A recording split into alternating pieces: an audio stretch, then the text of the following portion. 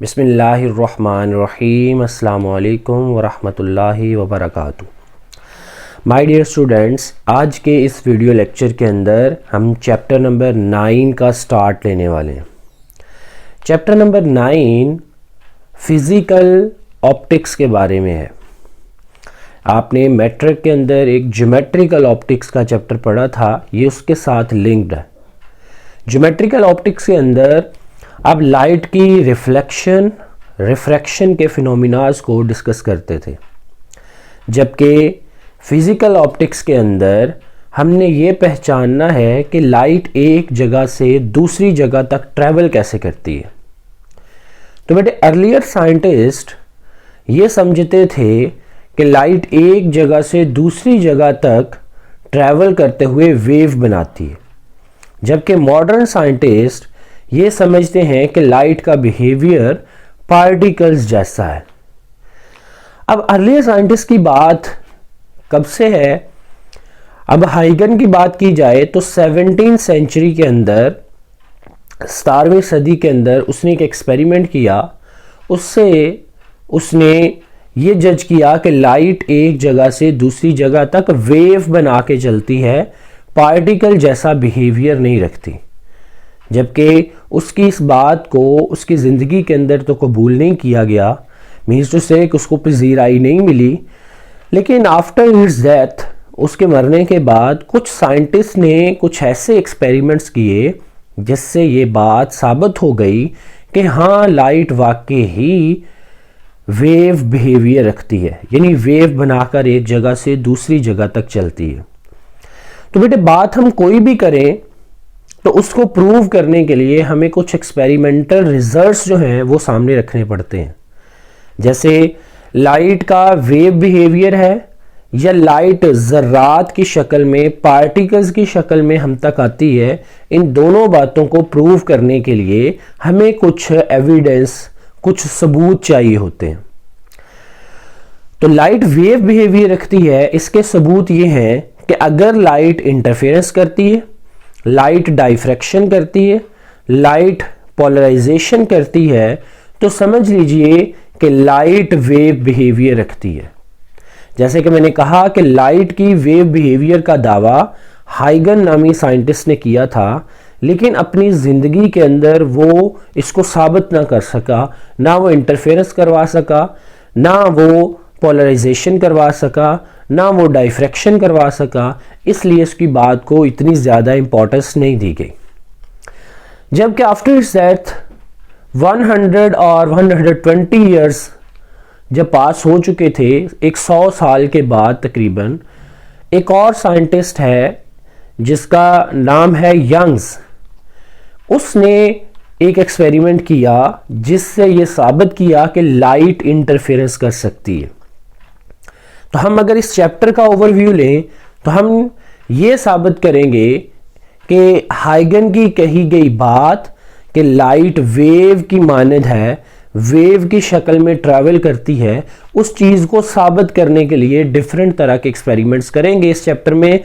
यानी इस चैप्टर में हम इंटरफेरेंस सीखेंगे, इस चैप्टर में हम डाइफ्रैक्शन की बात करेंगे, और ये डिफरेंट एक्सपेरिमेंट के रिजल्ट्स ही जो हैं वो हम इस बात को साबित कर रहे होंगे कि light behave as a wave. जो बात हाइगन ने कभी कही थी, इसका पहला एविडेंस, पहला सबूत यंग्स एक्सपेरिमेंट ने दिया, और यंग एक्सपेरिमेंट ने लाइट की इंटरफेरेंस करवाई। लेकिन ये तमाम तर बातें समझने से पहले हमें कुछ अपना बेसिक नॉलेज लाइट के बारे में डेवलप करना होगा, जिसमें इसका पहला कॉन्सेप्ट है वेव फ्रंट। वेव फ्रंट क्या है?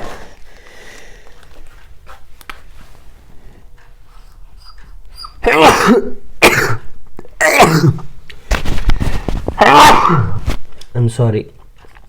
Chapter number 9.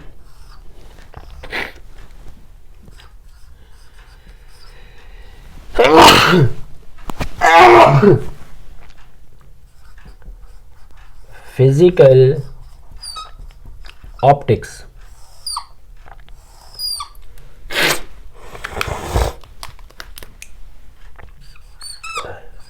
पहला बेटे कॉन्सेप्ट है वेव फ्रंट। ये हमें छोटे छोटे कॉन्सेप्ट अपने बिल्ड करने हैं जिससे हम इस चीज को साबित करेंगे कि लाइट वेव जैसा बिहेवियर रखती है, लाइट वेव की शक्ल में ट्रैवल करती है। वेव फ्रंट एक सरफेस का नाम है। Such a surface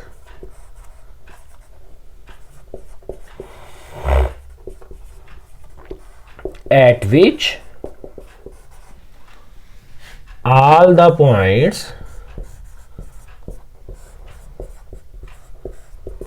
have same phase of vibration। एक ऐसे सरफेस जिस पर तमाम पॉइंट्स का वाइब्रेशन का फेज सेम हो, उसको हम वेव फ्रंट का नाम देते हैं। अगर हम फॉर पॉइंट सोर्स बात करें इस वेव फ्रंट को समझने के लिए, फॉर पॉइंट सोर्स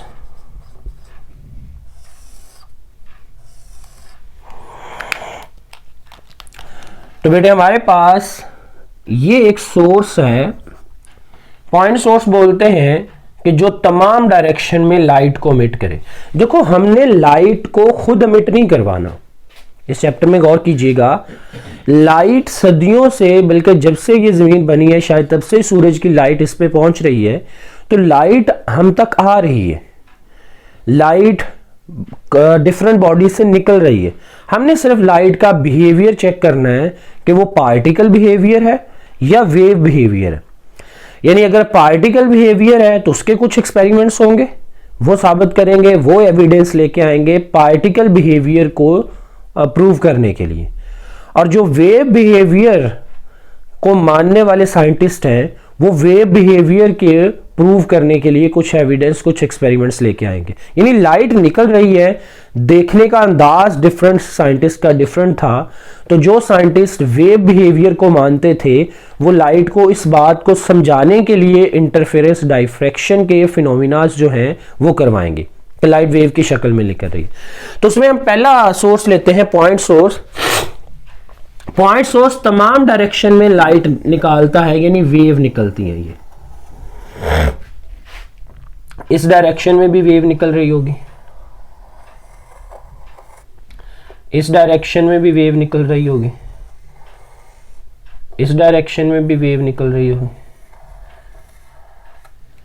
अब जिस जिस हिम्मत में वेव जा रही है उस हिम्मत में मैं एक लाइन लगा देता हूं। ये लाइन, इसके ऊपर ऐसे वेव चल रही, ये लाइन है, इस हिम्मत में वेव जा रही।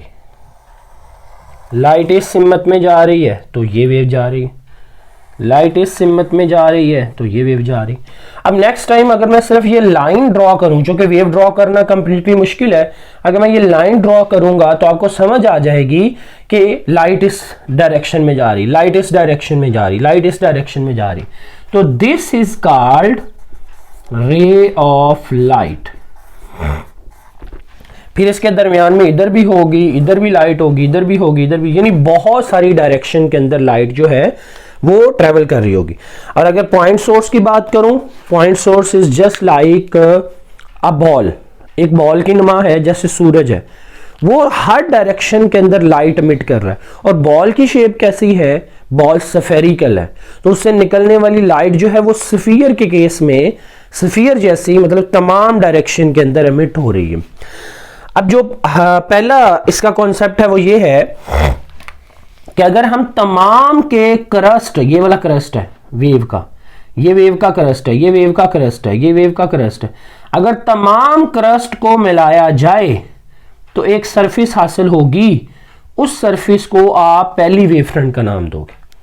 फिर अगले तमाम क्रस्ट को मिलाया जाए, ये क्रस्ट, फिर इधर से ये क्रस्ट, इन तमाम क्रस्ट को मिलाया जाए तो ये सेकंड वेव फ्रंट हासिल होगी। इस तरह तमाम क्रस्ट को मिलाया जाए तो उससे अगली वेव फ्रंट हासिल होगी। ये अगर आपने ट्रफ को मिलाना है तो तब भी हासिल हो सकती है।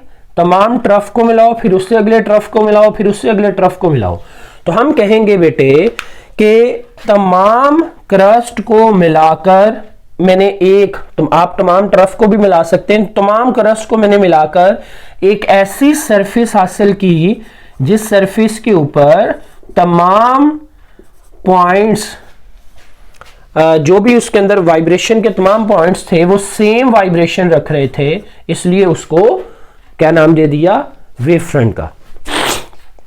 अब वाइब्रेशन क्या है, जब भी कोई वेव बनती है उसमें पार्टिकल ऐसे ऑसिलेट करते हैं, ऐसे वाइब्रेट करते हैं। तो अगर तमाम क्रस्ट को मिलाओगे तो तमाम का वाइब्रेशन पॉइंट सेम हो जाएगा, मतलब तमाम पीक पे होंगे। अगर ट्रफ को मिलाते हैं तो तमाम ही जो है वो बॉटम पर होते हैं। तो अगर तमाम का फेज ऑफ वाइब्रेशन एक हो जाए तो उस सरफेस को हम कह देंगे वेव फ्रंट, जो वो होना भी चाहिए। क्यों? क्योंकि वो तमाम क्रस्ट को आप मिलाकर ले रहे हो, क्रस्ट में इसका क्रस्ट, इसका क्रस्ट, इसका क्रस्ट, इसका क्रस्ट सेम फेज के साथ ही तो वाइब्रेट कर रहे हैं, इसलिए तो तमाम को क्रस्ट कहा। हम कहते हैं कि वेव फ्रंट बेसिकली एक ऐसी सरफेस का नाम है जिस सरफेस के ऊपर तमाम पॉइंट्स का वाइब्रेशन फेज सेम होता है, उसको हम वेव फ्रंट बोलते हैं। और सेंटर से वेव फ्रंट जब ट्रेवल करती है तो after a certain time interval, ये स्फेरिकल वेव फ्रंट है, तो स्फेरिकल वेव फ्रंट का जो स्फेरिकल वेव फ्रंट की जो शेप होगी वो स्फेरिकल ही होगी। पॉइंट वेव फ्रंट की शेप स्फेरिकल होगी। तो स्फीयर का रेडियस होगा, उस रेडियस की वैल्यू को अगर हमने फाइंड करना है तो हमें स्पीड ऑफ लाइट का पता है। स्पीड जब भी किसी चीज की निकालते हैं वो होता है डिस्टेंस डिवाइडेड बाय टाइम। अगर स्पीड ऑफ लाइट है, ट्रेवल कर रही है, तो एक स्फीयर का जो रेडियस होगा वो डिस्टेंस होगा ओवर टाइम। तो वो रेडियस आपने निकालना है बेटे, तो स्पीड को टाइम के साथ मल्टीप्लाई कर दें। तो हम कहते हैं कि इसका radius c multiplied by T है। लेकिन अगर आफ्टर आप टाइम इंटरवल बात करते हैं t प्लस डेल्टा टी, यानी इस टाइम के बाद मजीद डेल्टा टी टाइम ट्रेवल किया तो न्यू वेव फ्रंट आई, उस वेव फ्रंट का रेडियस क्या है, तो वो आ जाएगा c multiply T plus delta T. तो पहली बात तो हम इसमें एक डेफिनेशन छोड़ के गए हैं रे ऑफ लाइट की, वो लिखते हैं।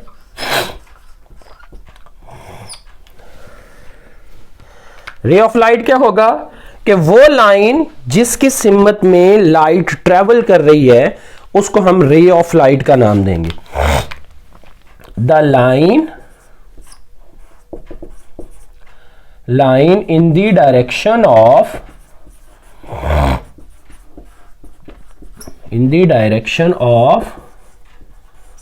light travels is known as ray of light। उसको बच्चों हम रे ऑफ लाइट का नाम देंगे।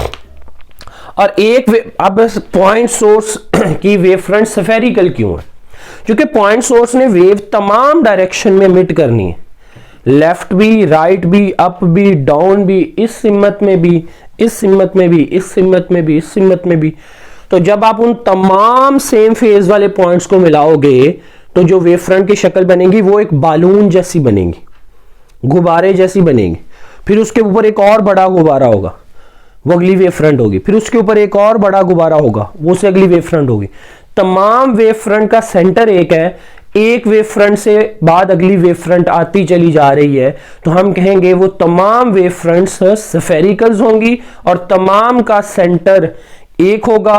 और तमाम का रेडियस अगर आप फाइंड करेंगे तो पहली का रेडियस अगर सी टी है, दूसरी का सी प्लस डेल्टा टी होगा। यानी किसी भी टाइम इंटरवल के बाद अगर आप देखते हैं कि उस स्फेरिकल वेव फ्रंट का रेडियस क्या बनेगा, तो टाइम को मल्टीप्लाई कर दोगे बेटे स्पीड ऑफ लाइट से। जैसे सूरज से लाइट निकलती है तो वो भी इस तरह से वेव फ्रंट बना के निकलेगी, ठीक है, इस तरह की सरफेस बनाकर निकलेगी। जमीन तक सूरज से आती हुई लाइट 8 मिनट 30 सेकंड लेती है। तो आपको टाइम इंटरवल का पता चल गया। इस तरह उस टाइम को मल्टीप्लाई कर दोगे स्पीड ऑफ लाइट से, तो सूरज से आने वाली लाइट जो जमीन तक है उसका कितना उस स्फेरिकल वेव फ्रंट का रेडियस होगा वो आपको पता चल जाएगा। इस तरह से चांद से आने वाली लाइट 1 मिनट 30 सेकंड लेती है, तो वो भी टाइम इंटरवल पता है। तो चांद से जो स्फेरिकल वेव फ्रंट आएगी उसका कितना रेडियस होगा वो टाइम इंटरवल को c के साथ मल्टीप्लाई करने से आपको वो भी हासिल हो जाएगा। तो हम कहेंगे अब अगर रे ऑफ लाइट को देखें तो ray of light is perpendicular to wave front, wave front के साथ ये 90 जाविया बना रहा है। तो रे ऑफ लाइट वो लाइन है जो वेव फ्रंट के ऊपर परपेंडिकुलर होती है। रे of light and all the wave fronts are perpendicular, ये होगी बात। ये छोटे छोटे पॉइंट्स ही हैं जो आपने इस आर्टिकल में सीखने हैं, क्योंकि मैंने बताया था कि आप अपने मेजर टॉपिक्स को पढ़ने के लिए आपको कुछ बेसिक नॉलेज डेवलप करना होगा। एक कॉन्सेप्ट आपका आ गया वेव फ्रंट का, दूसरा आ गया रे ऑफ लाइट का, तीसरा आ गया रेडियस का। तो radius of first wavefront is c multiply t. After time t plus delta t, radius will be c into t plus delta t। ये आ जाए। अब बेटे हम इस तरह आगे की तरफ बढ़ते जाएंगे। तो all the wave fronts have same, all the wave fronts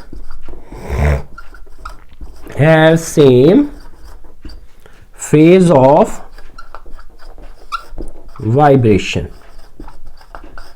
तमाम का फेज ऑफ वाइब्रेशन बेटे सेम होगा। अब ये वेव फ्रंट्स की शक्ल में सूरज से लाइट जैसे निकल रही है और आगे की तरफ ट्रेवल हो रही है।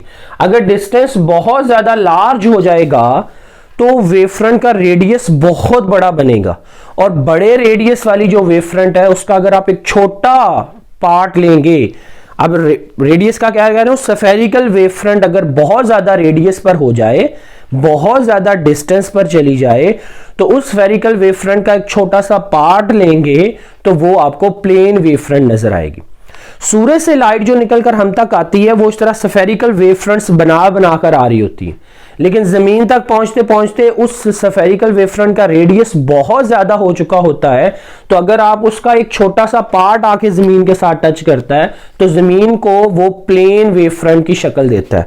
यानी स्फेरिकल वेव फ्रंट का एक छोटा सा पार्ट अगर आप तस्वर करें तो वो जस्ट अ प्लेन लाइन है, तो हम उसको कहेंगे वो प्लेन वेव फ्रंट की शक्ल जो है वो दे रहा है, plane wave front.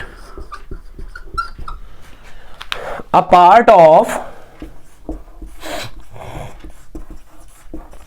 Spherical wave front is plane wave front after large distance from source, source से बहुत ज्यादा दूर डिस्टेंस पर।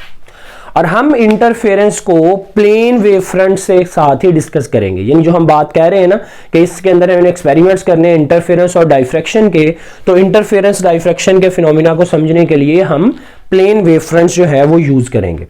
बच्चों अगर आपने लेबोरेटरी के अंदर प्लेन वेव फ्रंट को जनरेट करना है तो किस तरीके से करेंगे, हम एक लाइट सोर्स को कॉन्वेक्स लेंस की फोकल लेंथ के ऊपर रखेंगे तो हम उससे प्लेन वेव फ्रंट्स जो हैं वो जनरेट करवा लेंगे।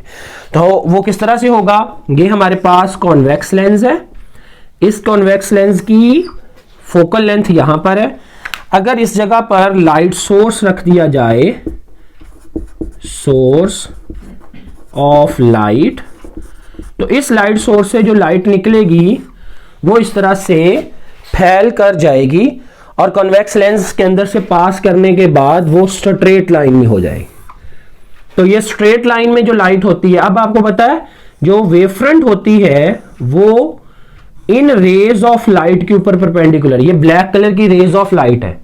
तो हमारी एक वेव फ्रंट ये आ जाएगी, दूसरी वेव फ्रंट ये होगी, तीसरी वेव फ्रंट ये होगी।